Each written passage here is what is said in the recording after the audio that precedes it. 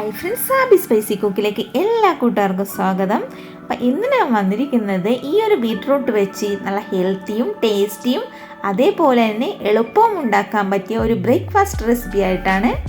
ഇത് ബ്രേക്ക്ഫാസ്റ്റ് ആയിട്ടോ ഡിന്നറായിട്ടോ സ്നാക്സ് ആയിട്ടോ എന്ത് വേണമായിട്ടും കഴിക്കാൻ പറ്റും.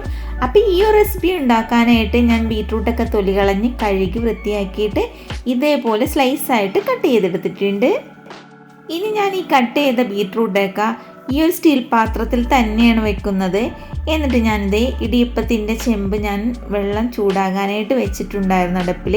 അപ്പോൾ ഇതിലേക്ക് നമ്മുടെ പ്ലേറ്റ് ഇറക്കി വെച്ച് കൊടുക്കുന്നുണ്ട്. ഈ പ്ലേറ്റിൽ വെക്കണം എന്താണെന്ന് വെച്ചാൽ ബീട്രൂട്ട് ആവി കൊള്ളുമ്പോൾ അതിൻ്റെ നീരൊക്കെ ഇറങ്ങി വരുമ്പോൾ അതിൽ തന്നെ കിട്ടാൻ വേണ്ടിയിട്ടാണ്. അപ്പോൾ ഞാനിതൊന്ന് വേവിക്കാൻ വെച്ചിട്ടുണ്ട്. ഒരു 5 മിനിറ്റിന് ശേഷം ഞാനിതിപ്പോൾ എടുത്ത് നോക്കിയപ്പോൾ ബീട്രൂട്ട് നന്നായിട്ട് വെന്ത് കിട്ടിയിട്ടുണ്ടായിരുന്നു. അപ്പോൾ ജസ്റ്റ് ഒന്ന് ചൂടാറിയതിന് ശേഷം മിക്സർ ജാറിലേക്ക് ഇട്ട് കൊടുത്തിട്ടുണ്ട്. ഇതിന് നേരെ ചൂട് വേണം കേട്ടോ. നമ്മൾ മിക്സിയിൽ ഇടുമ്പോഴായാലും നോക്കി അടിച്ചെടുത്താൽ മതി. ഇനി ഞാനിതൊരു പേസ്റ്റ് രൂപത്തിൽ അടിച്ചെടുത്തിട്ടുണ്ട്. ഇപ്പോൾ ദേ നമ്മുടെ ബീട്രൂട്ട് നന്നായിട്ട് അടിച്ചെടുത്തേക്കണത് ഒരു ബൗളിലേക്ക് ഒഴിച്ചു കൊടുത്തിട്ടുണ്ട്. ഇനി ഇതിലേക്ക് ടേസ്റ്റിന് ആവശ്യമായ ഉപ്പും കൂടി ഇട്ട് കൊടുത്തിട്ടുണ്ട്. അതോടൊപ്പം തന്നെ 1/4 സ്പൂൺ പഞ്ചസാരയാണ്. ഇത് ഓപ്ഷനിലാണ്, ആവശ്യമുള്ളവർക്ക് മാത്രം ഇട്ട് കൊടുത്താൽ മതി. എന്നിട്ട് ഇതെല്ലാം കൂടി മിക്സ് ചെയ്ത് കൊടുക്കുക.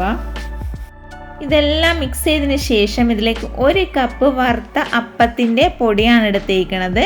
അപ്പോൾ അതും കൂടി ഇതിലേക്ക് ഇട്ട് കൊടുത്തിട്ടുണ്ട്. അപ്പോൾ ബീട്രൂട്ടിൻ്റെ എണ്ണം കൂടുന്നതനുസരിച്ച് അപ്പത്തിൻ്റെ പൊടിയുടെ അളവും കൂട്ടിയെടുക്കാവുന്നതാണ്.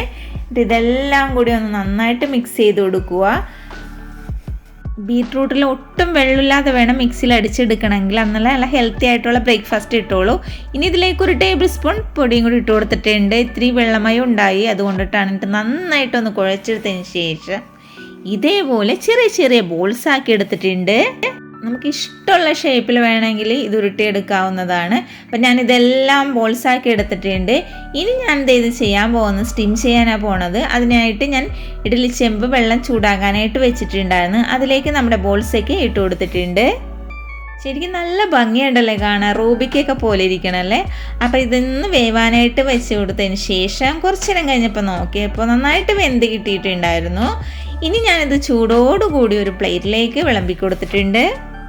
ബീട്രൂട്ടൊക്കെ കഴിക്കാത്ത ഒരുപാട് കുട്ടികളുണ്ടാവും, മുതിർന്നവരൊക്കെ ഉണ്ടാവും. ഇതേപോലെയൊക്കെ ഒന്ന് ഉണ്ടാക്കി കൊടുത്തിട്ടുണ്ട്. കാണുമ്പോൾ തന്നെ അവർ കഴിച്ചു പോകും. നല്ല ഹെൽത്തിയുമാണല്ലോ ഇത്. അപ്പം നമുക്കിതൊന്ന് മോടി പിടിപ്പിക്കാൻ വേണ്ടി ഒരു പാനിലേക്ക് ലേശം വെളിച്ചെണ്ണയും കടുക് പൊട്ടിക്കഴിഞ്ഞപ്പോൾ വറ്റൽമുളകും കറിവേപ്പില ഇട്ട് കൊടുത്ത് അതും കൂടി അതിൻ്റെ മുകളിലേക്ക് ഒഴിച്ചു കൊടുത്തിട്ടുണ്ട്. ഇനി ഇത്തിരി കൂടി ടേസ്റ്റ് ഇടാൻ വേണ്ടി ചിരകിയ നല്ല പച്ച തേങ്ങയും കൂടെ അതിൻ്റെ മുകളിലിട്ടപ്പോൾ നല്ല കളർഫുള്ളായല്ലേ. ഇത് കാണുമ്പോൾ തന്നെ ആരായാലും കഴിച്ചു പോകുന്ന ഒരു ബ്രേക്ക്ഫാസ്റ്റാണിത്. കുട്ടികളായാലും മുതിർന്നവരായാലും ഒരുപോലെ കഴിക്കാവുന്ന ഒരു ബ്രേക്ക്ഫാസ്റ്റാണ്.